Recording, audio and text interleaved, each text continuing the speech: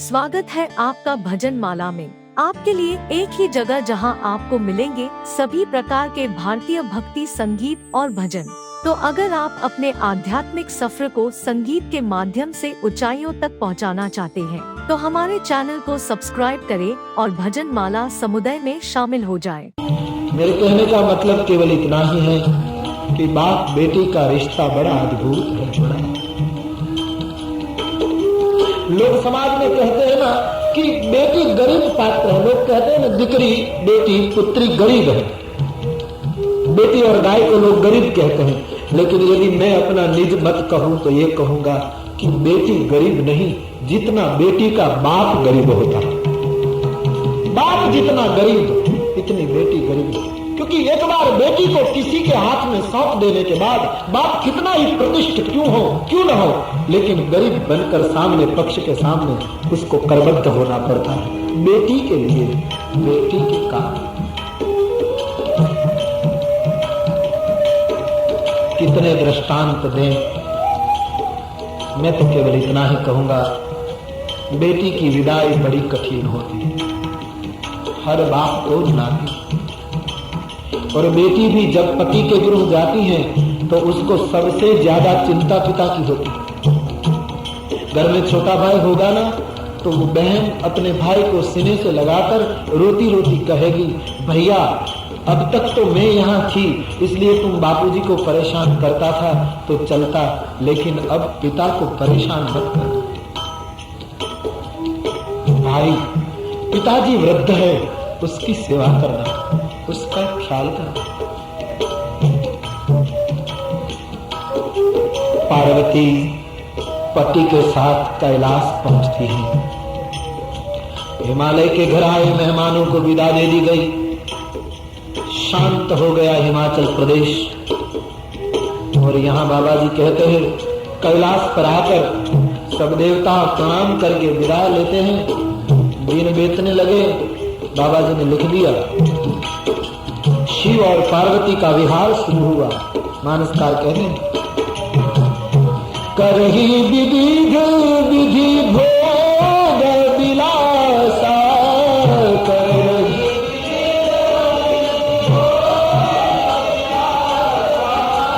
करही विविध विधि भोग विलासा,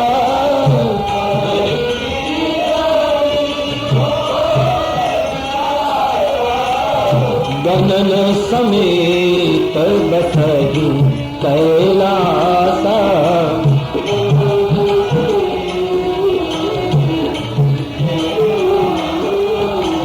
गगन समेत बसहि कैलासा,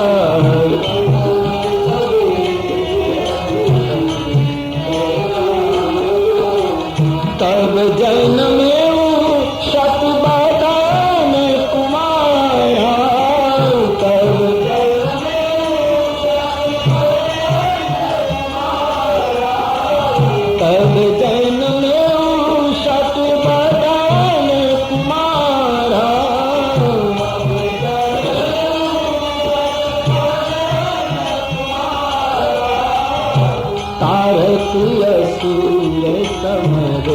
जेहि मारा,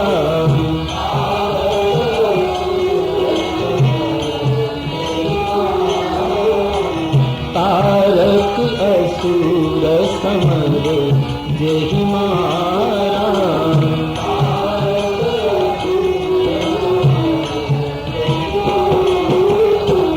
जगत मातु तू शंभु भवानी,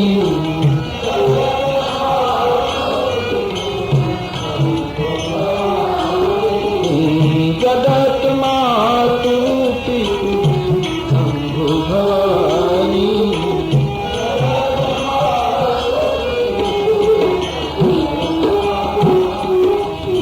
जगत के माता पिता शिव और भवानी के श्रृंगार का कौन वर्णन कर सके।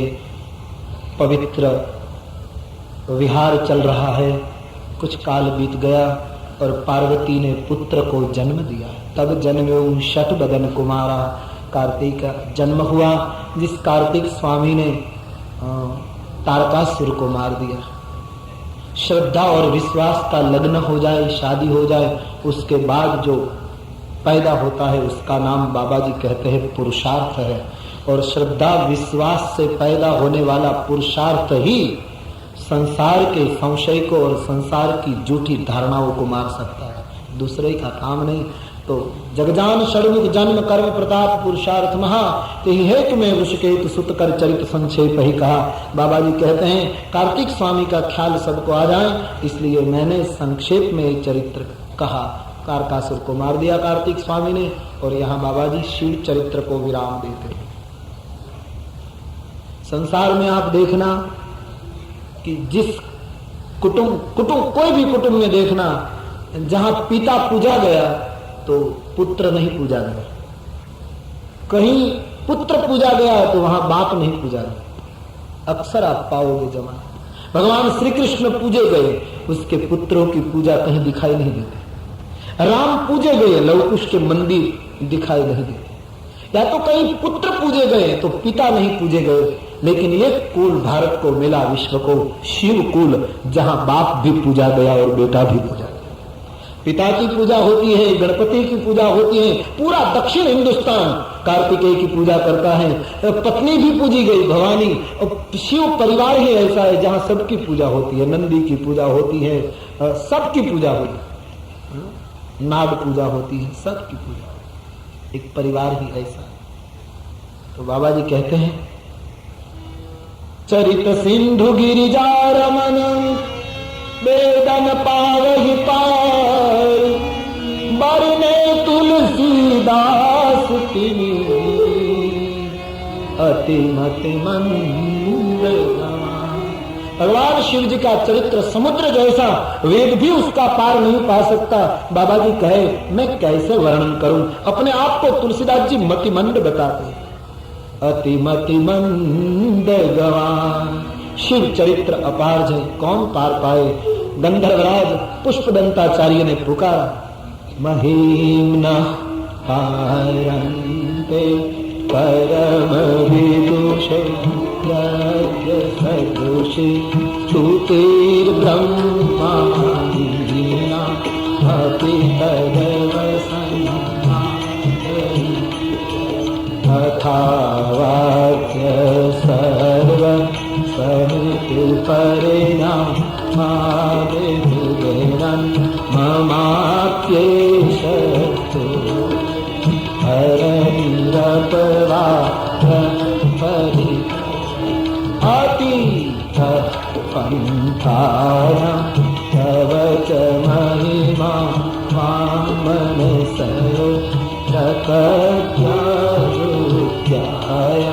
चकितमधिधरेषु। आपके महिमा का पार कौन पा सके। समंदर की शाई बनाई जाए, हर वृक्ष की लेखनी बनाई जाए, पृथ्वी का कागज बनाया जाए, शेष गणपति यदि लिखें तो भी आपके गुण का कौन। कबीर ने लिखा कि पृथ्वी का कागज करूं, लेखनी करूं बनराय, 7 समंदर की शाही करूं, लेकिन हरि गुण लिखो न जाए। तो हमारे सौराष्ट्र के गिरनार के एक महात्मा ने उसका जवाब दिया कि कबीर साहब हम आपका विरोध नहीं कर रहे हैं, आपने कहा वो ठीक है कि पृथ्वी का कागज हो जाए, सब वनस्पति मात्र की लेखनी हो जाए और समंदर की शाही बनाई जाए, इतना जुटाया जाए तो भी परमात्मा का गुण लिखना कठिन है, वो मैं कबूल करता हूं। पृथ्वी के कागज बनाए जाने पर लिखना मुश्किल है, लेकिन यदि ऐसी व्यवस्था हो जाए तो शायद लिख भी जाए। जवाब दिया, बोले क्या पृथ्वी का कागज बनाओगे तो नहीं पार पा सकोगे, लेकिन काया का कागज करो,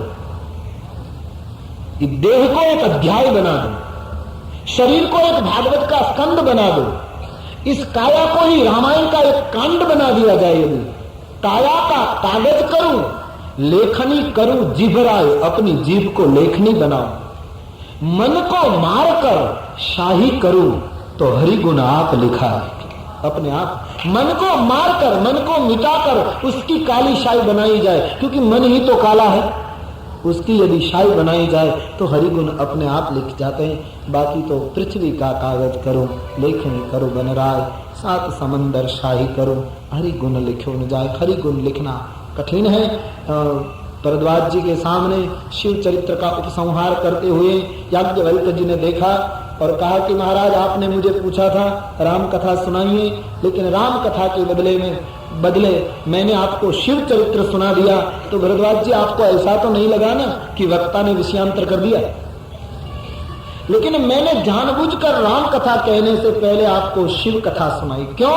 कि शिव कथा में जब तक रुचि नहीं आती तब तक राम कथा का अधिकार नहीं दिया जाता। शिव है द्वार राम मंदिर का। राम के पास पहुंचना है तो शिव नाम लेना ही पड़ेगा। बिनु छल विश्वनाथ पद नेहु, राम भगत कर लक्षण एहु। छल के बिना विश्वनाथ शिव जी के चरण में प्रेम करना वो राम भक्त का पक्का लक्षण है।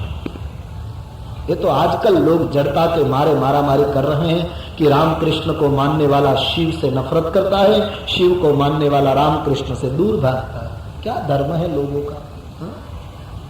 आज भी ये चल रहा है समाज। रामकृष्ण को जो मानता है वो शिव नाम तक नहीं लेता, शिव बोलता ही नहीं। दर्जी की दुकान पर जाएगा तो कहेगा हमें कपड़ा घड़ाना है। गुजराती में कहूं तो शिवड़ा हुए हम नहीं बोले, कपड़ू घड़ाऊ છે એમ બોલે। કારણ કે શિવડા हुए એમ બોલે તો શિવ આવી જાય, શિવ આવે તો પાપ લાગે। મોચીની દુકાને જશે તો કહેશે हमारे बूट घड़ा हुआ है, बूट शिवड़ा हुआ है। नहीं बोले, नहीं बोलेंगे। क्यों? शिव शब्द आ जाए। मेरे कहने का तात्पर्य, जो शिव से नफरत करेगा वो राम कृष्ण की भक्ति कैसे पाएगा? और थोड़ा गंभीरता से सोचिए तो दोनों में कहाँ अंतर है। शंकर जी को जो मानते हैं ना वो ललाट में त्रिपुंड करेगा। शिव को मानने वाले लोग, त्रिपुंड का आकार धनुष का आकार, यानी शिव को मानने वाले लोगों ने भगवान राम के सारंग धनुष को अपने भाल में रखकर कहा कि हम राम को कबूल करते हैं।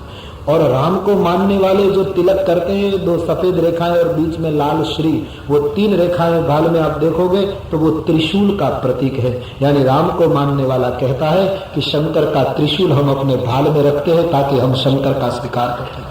राम और शिव दोनों में इतना मिलन है, हम लोग तकरार करते हैं। उसको मानने वाला ये नहीं मानता, उसको मानने वाला ये नहीं मानता। भेद मत देखना, सब एक है। तो प्रथम शिव चरित्र कहकर मैंने आपका मर्म जान लिया। अधिकारी वक्ता, अधिकारी सदगुरु साधक की गति नाप लेता है, बाद में ही मार्गदर्शन देता है। जब तक गति न नापे तब तक मार्गदर्शन देना शायद झूठा साबित हो जाए। हमारे सौराष्ट्र की वार्ता है कि एक किसान अपनी गाय भैंस चरा रहा था खेत में, तो एक युवक दौड़ता हुआ आया और किसान को पूछने लगा। बूढ़ा किसान था, तो पूछा कि वाह सामने जो गांव है वहां से मुझे दोपहर के 3 बजे की बस में जाना है, तो 2:30 बज चुका है मेरी घड़ी में, तो उस गांव में कितनी मिनटों में पहुंच पाऊंगा? क्योंकि 3 बजे की बस यदि मैं चुक गया तो मेरा एक बहुत महत्व का काम बिगड़ जाएगा। आप मुझे बताइए मैं कितने मिनटों में पहुंच पाऊंगा? तो उस किसान ने कुछ जवाब नहीं दिया, बस देखता रहा। दूसरी बार युवक ने पूछा, तीसरी बार पूछा, फिर भी वो चुप रहा। करीब 5 मिनट तक पूछा कि फिर भी उसने जवाब नहीं दिया। तो युवक ने सोचा कि शायद ये पागल है, उसके सामने बोलने से समय बर्बाद होता। तो युवक दौड़ने लगा कि चलो दौड़ो। जैसे वो दौड़ा तो तुरंत किसान ने पुकारा, अरे ओ भाई वापस आओ, अब बोला। तो युवक वापस आए, कहा क्या है? अभी तक नहीं बोले और अब बोले? बोले हाँ, तुम वो गांव 5 मिनट में पहुंच जाओगे।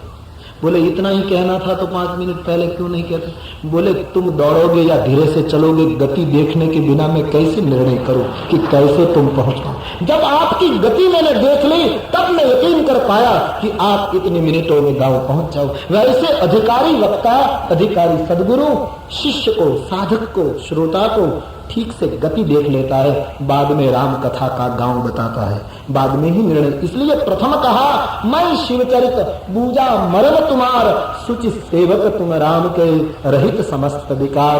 भरद्वाज जी अब राम के दिव्य सेवक हैं, आप राम के परम उपासक हैं।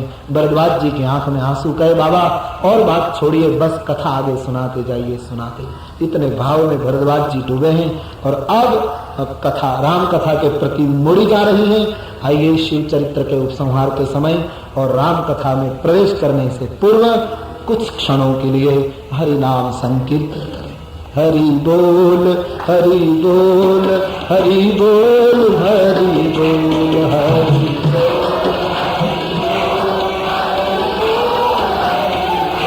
हरि बोल, हरि बोल, हरि बोल, हरि बोल, हरि। सब गाइए। हरि बोल, हरि बोल, हरि बोल, हरि बोल, हरि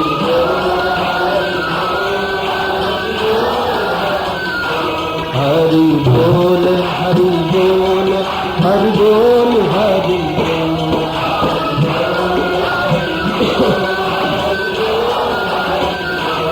प्यारे केशव माधव गोविंद बोल, प्यारे केशव माधव गोविंद बोल, प्यारे केशव माधव गोविंद बोल, प्यारे केशव माधव गोविंद। हरि बोल, हरि बोल, हरि बोल, हरि बोल, हरि बोल, हरि बोल, हरि बोल, हरि बोल, हरि बोल। हरे मुकुंद माधव गोविंद बोल, प्यारे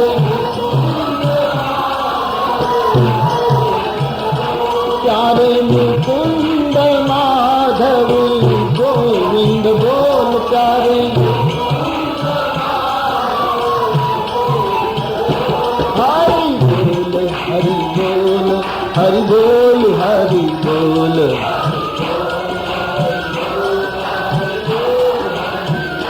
हरि बोल, हरि बोल, हरि बोल,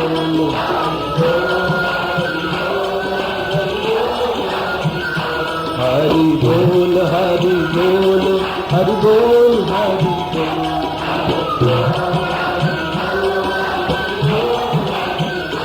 हरि बोल, हरि बोल, हरि बोल, हरि बोल।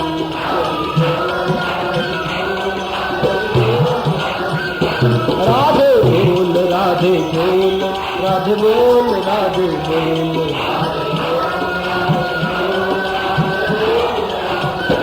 राधे बोल, राधे बोल, राधे बोल, राधे बोल, राधे बोल, राधे बोल, राधे बोल, राधे बोल। प्यारे मुकुंद माधव राधे राधे बोल, प्यारे मुकुंद माधव राधे राधे बोल, राधे बोल, राधे बोल, राधे बोल, राधे बोल, राधे बोल, राधे बोल, राधे बोल, राधे बोल। हरि बोल, हरि बोल, हरि बोल, हरि बोल, हरि बोल, हरि बोल, हरि बोल, हरि बोल, हरि बोल, हरि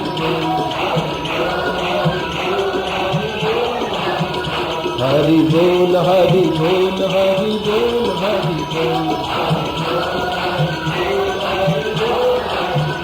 हरि बोल, हरि बोल, हरि बोल, हरि बोल, हरि बोल, हरि बोल, हरि बोल, हरि बोल, हरि बोल।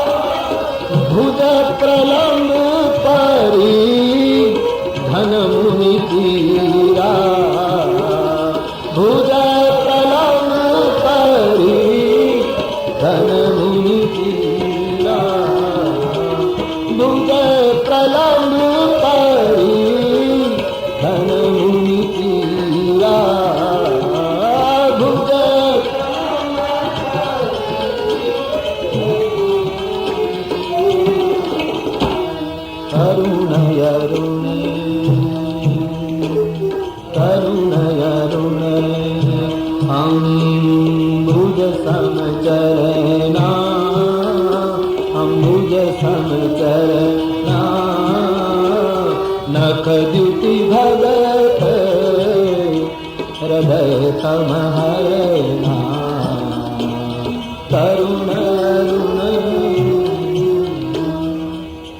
दिव्य शरीर है, चंद्र सो रहा है।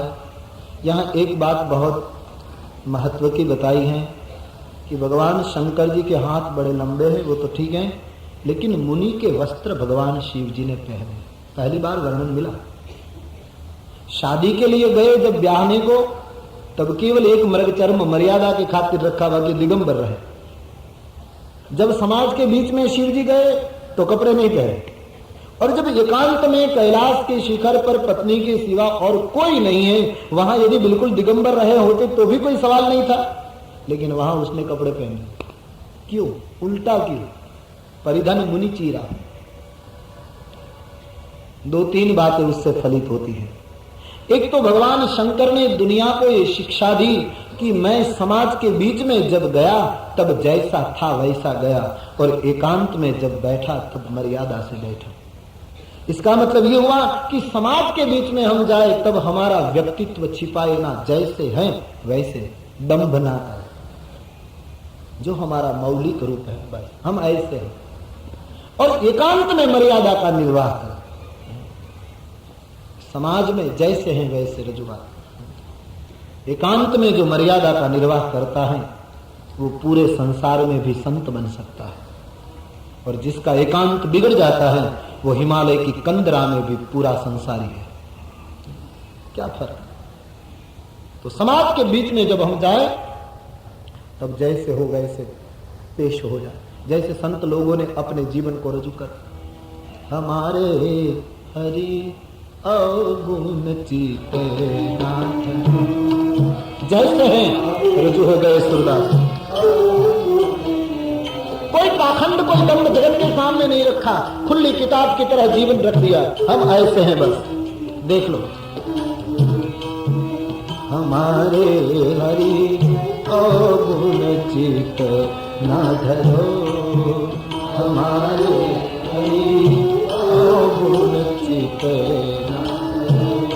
कल्पना कीजिए, अंदाजा लगाइए कि सूरदास जी ने जब गाया होगा तब कितने रोए होंगे। मेरा तो ये मानना है कि हर शाम को या तो रात्रि को जब सो जाएं तब हर व्यक्ति को यही पद अपने मन में गुनगुनाना चाहिए कि पूरे दिन में कुछ हो गया हो तो हे प्रभु हमारे हरि अवगुण चित्त ना धरो, हमारे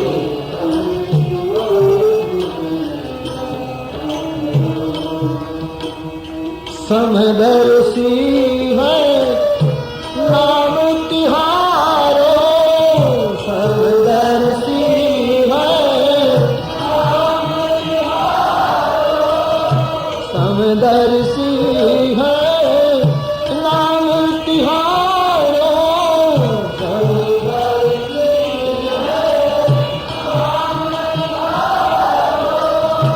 चाहे तो पार करो अवगुण चित्त ना धरो, हमारे प्रभु अवगुण चित्त ना धरो, हमारे प्रभु अवगुण चित्त ना धरो, हमारे प्रभु अवगुण चित्त। कितने प्रमाण दे, सभी संतों ने अपने जीवन को जगत के सामने खोल दिया। मौसम कौन कुटिल फल कामी,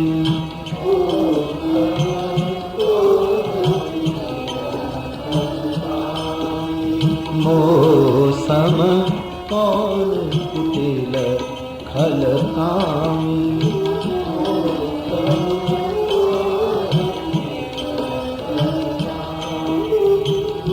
तुमसे काह छिपी करुणा निधि, तुमसे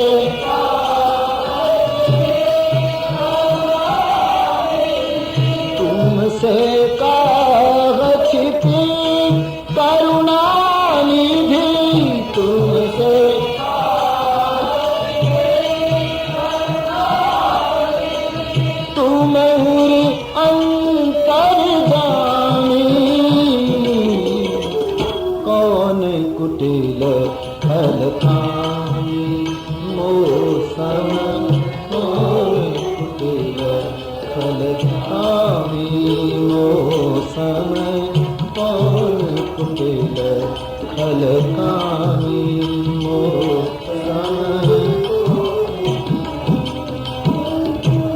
शिव जी ने दुनिया को दिखाया कि मैं समाज के बीच में गया तो जैसा था वैसे अपने जीवन को रख दिया और एकांत में मर्यादा।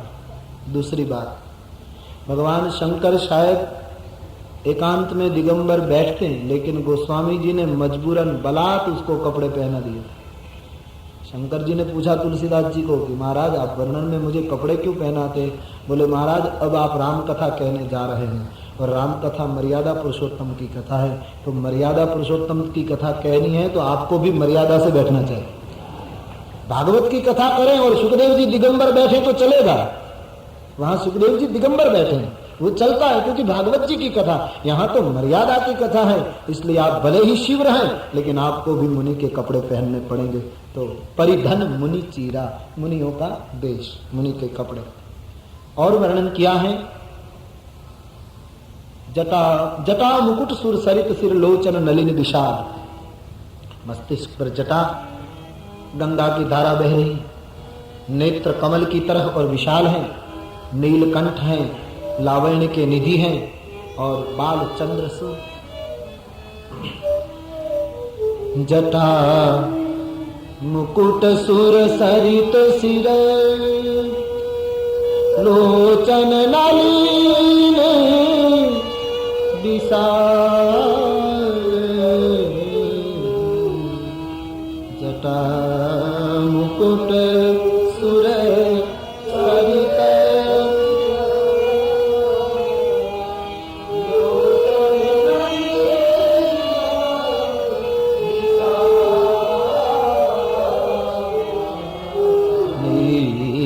कंठ लावण्य निधि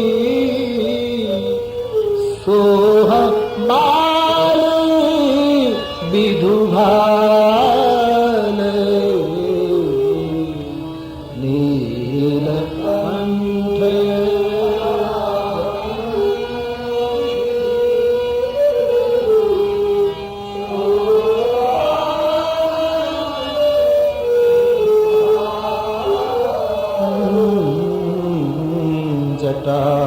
मुकुट सुर सरित सिर लोचन नलिन विशाल,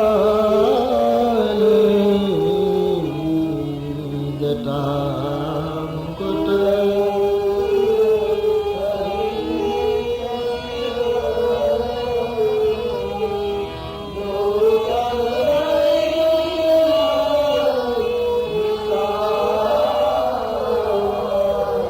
ये जो दोहे में वर्णन है ना शंकर जी का, वो वक्ता के लक्षण है। रामायण का वक्ता कैसा होना चाहिए इस पर से फलित होता है। राम कथा का वक्ता उसके सर पर जटा होनी चाहिए, पहला लक्षण। स्थूल रूप में नहीं, जटा का अर्थ अभी हम शिव के श्रृंगार में भी कर चुके, जटा का अर्थ है जंजाल। वक्ता जंजाल से सन्यासी होता है, शिव जी तो गृहस्थ है ना, सन्यासी तो मुंडन करा लेता है, जटा निकाल देता है, जंजाल गई, लेकिन गृहस्थ को तो जंजाल निकालनी नहीं, जंजाल की जटा बनानी। उसको विपत्ति हो जो हो उसको संवारना है। और शिव जी की जटा से गंगा बहती, हमारी जंजालों से उपाधि आदि व्याधि बहती है। वक्ता की जंजाल से गंगा बहनी चाहिए, यानी वक्ता के मस्तिष्क से भक्ति की धारा बहनी चाहिए। गंगा यानी राम भगति जहां सुर सरी धारा, राम वक्ता का मस्तिष्क भक्तिपूर्ण होना चाहिए। तीसरी बात, जटा मुकुट सुरसरित सिर लोचन नलिन, शंकर जी के नेत्र कमल की तरह। वक्ता की दृष्टि कमल जैसी होनी चाहिए, वक्ता असंग होना चाहिए, वक्ता तटस्थ होना चाहिए और दृष्टि विशाल है, वक्ता की दृष्टि विशाल होनी चाहिए। संकुचित विचारधारा वाला वक्ता नहीं होना, विशाल फलक पर विशाल विचारधारा जिसकी हो।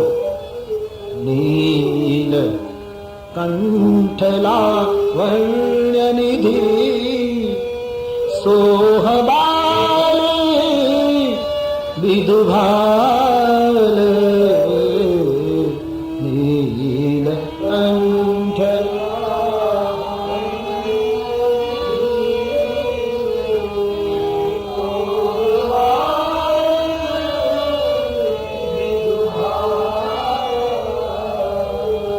शिव जी के कंठ में विष है, इसलिए कंठ नीलकंठ दिखाई देता है। वक्ता का कंठ नीलकंठ होना चाहिए।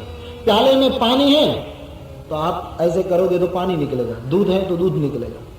तो वक्ता के कंठ में विष है तो जब बोलेगा तब विष निकलेगा। लेकिन गोस्वामी जी कहते हैं नहीं, कंठ में विष, लेकिन जब बोलेंगे तब आगे चौपाई आएगी। हर्षि सुधा सम गिरा उच्चारी, हर्षि सुधा सम गिरा उच्चारी। वक्ता संसार का विष पी ले, संसार की आलोचना को सह ले, लेकिन उसके बदले में जगत को तो वो कथा का अमृत ही देता रहेगा, अमृत ही देता। वक्ता का लक्षण दर्शनीय होना चाहिए, वक्ता आगे का लक्षण। और सोह बाल विधुबाल, शंकर जी के भाल में चंद्र है, चंद्र तेजस्विता है, इसका मतलब वक्ता का भाल तेजस्वी होना चाहिए। पूर्ण चंद्र में कलंक है लेकिन बाकी चंद्र में कलंक नहीं, वक्ता का भाल निष्कलंक होना चाहिए, वक्ता तपस्वी होना चाहिए। ऐसे कुछ चंद लक्षण बताए हैं राम कथा के वक्ता का। और यहाँ बाबा जी कहते हैं शिव जी को ऐसे प्रसन्न देखकर पार्वती ने सोचा कि मेरे पति बहुत प्रसन्न है, दौड़ आई। बाबा जी लिखते हैं पार्वती भले अवसर जानी, पार्वती भले अवसर जानी, पार्वती भले अवसर जानी, पार्वती भले अवसर जानी। गई शंभु परी मातु भवानी, गई शंभु परी मातु भवानी, पार्वती भले अवसर जानी, पार्वती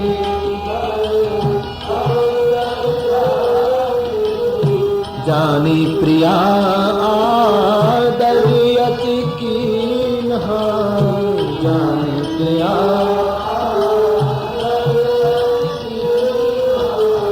वाम भाग हर आसन दीन्हा, वाम भाग हर वाम भाग हर आसन दीना, वाम भाग हर पार्वती भले अवसर जानी,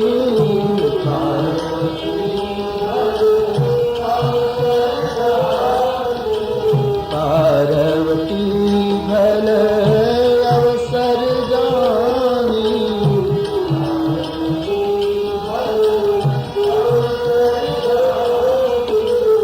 योग्य अवसर देखकर पार्वती आई, अपने प्रिया को आदर दिया और बगल में बाईं ओर आसन दिया। शिवमुख चंद्र की चकोरी पति के चेहरे पर देख रही हैं, हाथ जोड़कर कहा प्रभु आप आज बहुत प्रसन्न दिखाई देते हैं, आपकी प्रसन्नता में कोई बाधा न आए तो एक प्रश्न पूछूं, क्योंकि कल्प वृक्ष के तले जो रहता है उसको दारिद्र्य का दुख कभी नहीं होना चाहिए। कल्प वृक्ष के तले यदि दारिद्र्य का दुख बना रहे तो या तो वो कल्प वृक्ष नहीं, या तो नीचे रहने वालों को कल्प वृक्ष की महिमा का पता नहीं। आपकी दासी हूँ और मेरे मन के संदेह नष्ट न हो तो उससे दुर्भाग्य कौन सा। बोलिए देवी, जो पूछना सो पूछिए। भगवान शंकर को पार्वती ने पूछा आप नाराज तो नहीं होंगे? बोले ना पूछिए। सती देवी ने कहा कि महाराज गत जन्म में मैं दक्ष की बेटी थी। अगस्त के आश्रम से कथा सुनकर हम जा रहे थे, रास्ते में राम दर्शन हुए, आपने प्रणाम किया, मुझे शंका हो गई, आपने बार बार मुझे बताया फिर भी मैं मानी नहीं। सीता का वेश लेकर मैं गई परीक्षा करने को और फंस गई। आपसे मैंने झूठा निवेदन किया, आपने मेरा त्याग कर दिया, मैं दक्ष यज्ञ में जल गई, हिमालय की बेटी बनी, नारद को गुरु मानकर कड़ी तपस्या की और आज पुनः आपको पा सकी। मेरे जीवन पर इतनी घटनाएं बीत चुकी, एक जन्म बीत गया, लेकिन प्रभु मैं विनम्रता से पूछ रही हूँ, अभी एक बात पक्की नहीं होती कि राम ब्रह्म है या मनुष्य है। एक जन्म बीतने पर भी ये बीमारी अभी चालू है। जो नृप तनय तो ब्रह्म किमी नारी विरह मति भोरी, जासु चरित महिमा सुनत भ्रमति बुद्धि अति मोरी। राजकुमार होगा, राजकुमार यदि है तो वो ब्रह्म कैसे, और ब्रह्म है तो वो राजकुमार कैसे? मेरे दिमाग में बात नहीं बैठी। बोल सोचिए, एक जन्म के बाद माँ भगवती भवानी को भी राम तत्व ठीक से समझ में नहीं आया, तो हम कैसे तुरंत पकड़ पाए? इसलिए तो लिखा है, बहुत बार सत्संग करो तब संशय का भंग होता है। सती ने प्रश्न पूछा, महाराज यदि आप ये कहना चाहें कि ब्रह्म ही मानव बनकर आए थे तो ब्रह्म को मानव बनने की क्या जरूरत, और यदि वो मानव बनकर आए तो उसको क्या पता नहीं कि मेरी सीता को कौन ले गया, मेरी बुद्धि भी चकित हो जाए तो दूसरों का क्या हाल। ऐसी लीला भगवान को करने की क्या जरूरत, आप मुझे बताइए। और आप ये बताना चाहें कि भगवान कौतुकी हैं, लीला करना चाहते थे, तो महाराज उसके जन्म के कारण बताइए। राजगादी मिलने वाली थी तो क्यों नहीं मिली वो बताइए, बन गए वो बताइए, सीता अपहरण की बात बताइए, रावण विनाश की कथा बताइए, और पुनः भगवान अयोध्या आए और राज तिलक हुआ वो कथा बताइए। और महाराज भगवान स्वधाम कैसे गए वो भी कथा सुनाए। उपरांत ज्ञान भक्ति वैराग्य कर्म जीव शिव ये सब सिद्धांत आप मुझे समझाइए। और पार्वती पूछने में बहुत चतुर है, पूछते पूछते अंत में पूछ लिया कि जितना मैंने पूछा उसका तो आप जवाब देंगे ही, लेकिन यदि मैं कुछ पूछना भूल गई हूं तो भी आप खोलकर सब बता देना महाराज, कुछ छिपाए मत रखें। जब राम कथा पर, मैं संक्षेप में कह रहा हूं, राम कथा जब पार्वती ने पूछी तो भगवान शंकर गदगद हो गए। बस जो चाहिए था वो मिल गया चंद्रशेखर को। मानसकार में लिखा है, हरहि राम चरित सब आए,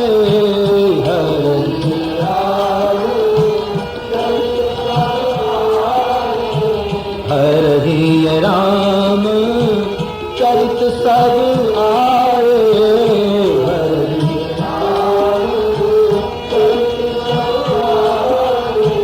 प्रेम पुलक लोचन जल छाए,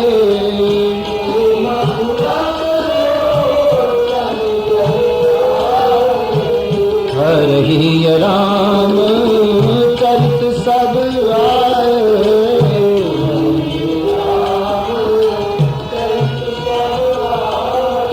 शंकर जी के हृदय में राम चरित्र उछलने लगा, शरीर पुलकित हो गया, आंख में प्रेमाश्रु आ गए, भाव मगन हो गए भगवान शिव जी।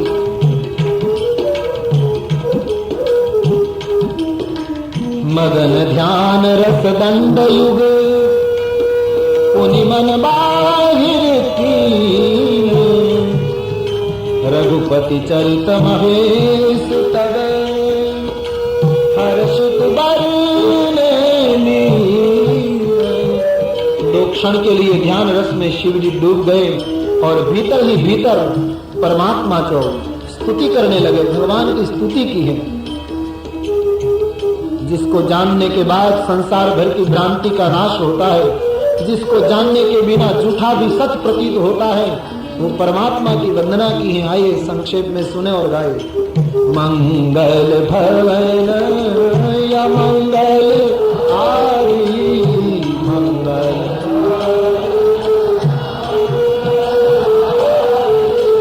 द्रवौ सो दशरथ अजिर बिहारी, द्रवौ